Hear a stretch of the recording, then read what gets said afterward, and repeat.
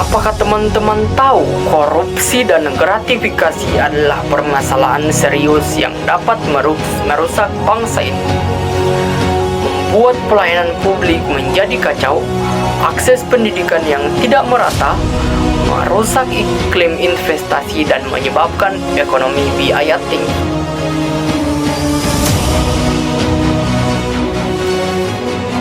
Menyebabkan diskriminasi dalam berkarir dan sulitnya mengejar prestasi di kancah dunia.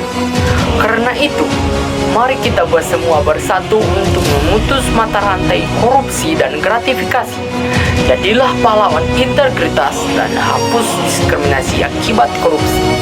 Berjuang untuk bebas dari korupsi dan gratifikasi, karena bangsa merdeka adalah bangsa yang adil dan sejahtera. Wujudkan Indonesia merdeka tanpa korupsi dan gratifikasi. Assalamualaikum warahmatullahi wabarakatuh. Perkenalkan, nama saya Kaisar Leo Pribadi dengan NIM 811423091. Saya dari kelas B jurusan Kesehatan Masyarakat akan mempresentasikan atau memaparkan materi tentang korupsi. Apa sih itu korupsi? Mari kita bahas. Secara harfiah, korupsi atau corruptio yang berasal dari bahasa Latin berarti busuk. Beberapa pakar juga menyampaikan pendapatnya mengenai pengertian korupsi. Salah satunya, menurut Robert Klitker, suatu tingkah laku yang menyimpang dari tugas-tugas resmi jabatannya dalam negara, di mana untuk memperoleh keuntungan status atau uang yang menyangkut diri pribadi atau perorangan, keluarga dekat, kelompok sendiri, atau dengan melanggar aturan pelaksanaan yang menyangkut tingkah laku pribadi. Secara yuridis, definisi korupsi telah jelas dan gamblang tertulis dalam Undang-Undang Nomor 31 Tahun 1999 dan Undang-Undang Nomor 20 Tahun 2001, di mana menyebutkan setiap orang yang dengan sengaja dengan melawan hukum untuk melakukan perbuatan dengan tujuan memperkaya diri sendiri atau orang lain atau suatu korporasi yang mengakibatkan kerugian keuangan negara atau perekonomian negara. Definisi korupsi kurang lebih memiliki arti, yaitu korupsi adalah tindakan yang dilakukan oleh pejabat publik di mana mereka menyalahgunakan kepercayaan publik yang dikuasakan kepada mereka untuk mendapatkan keuntungan sepihak. Berikut 7 tindak pidana korupsi atau tipikor. Yang pertama, merugikan keuangan negara. Penyalahgunaan wewenang jabatan atau tindak yang melanggar kepentingan umum termasuk tindak korupsi karena merugikan keuangan negara. Misalnya, mobil dinas yang disediakan untuk keperluan pekerjaan pejabat negara justru digunakan untuk kepentingan pribadi dan keluarganya. Selanjutnya, suap menyuap. Kasus suap bisa dikatakan populer atau paling sering terjadi. Suap biasanya dilakukan sebagai upaya memuluskan kebutuhan si penyuap dengan memberi sejumlah uang. Contoh kasus suap yang hampir setiap hari kita temui di jalan adalah para pelanggar lalu lintas yang memberi sejumlah uang kepada polisi agar lolos dari hukuman. Yang ketiga, ada penggelapan dalam jabatan.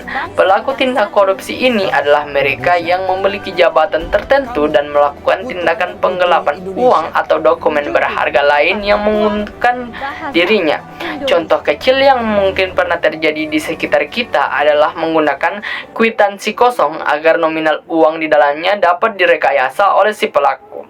Yang keempat, ada pemerasan. Pemerasan merupakan perbuatan pihak yang menyalahgunakan kekuasaannya untuk memaksa orang lain melakukan sesuatu yang menguntungkan dirinya.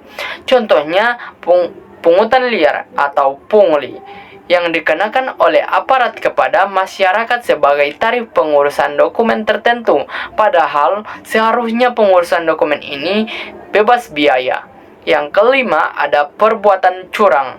Segala bentuk kecurangan termasuk tindak korupsi. Sebagai contoh, pemborong proyek bangunan yang melibatkan kecurangan kontraktor, tukang, ataupun toko bahan bangunan. Keenam, benturan kepentingan dalam pengadaan atau yang dikenal dengan conflict of interest.